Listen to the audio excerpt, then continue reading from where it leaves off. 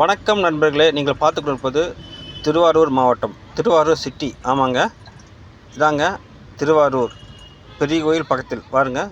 இந்த இடத்துலேருந்து இதான் பழைய பஸ் ஸ்டாப் என்று சொல்லுவார்கள். இந்த இடத்துலேருந்து பெரிய கோயில் நடந்த செல்லும் தூரத்தில் அமைந்துள்ளது.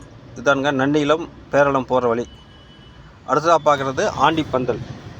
திருவாரூர் மாவட்டத்திலிருந்து மயிலாடுதுறை பேரளம் செல்லும் வழியில் சுமார் 10 கிலோமீட்டர் தொலைவில் இருந்தால் ஆண்டிப்பந்தல் என்ற ஏரியா வரும். ஒரு ஜங்ஷன் ஆகுங்க பாருங்கள். இந்த ஜங்ஷனில் நீங்கள் லெஃப்ட்டு, அதாவது திருவாரூர்லேருந்து வந்து ஜங்ஷன் லெஃப்ட் எடுத்திங்கன்னா நன்னிலம் போகும்.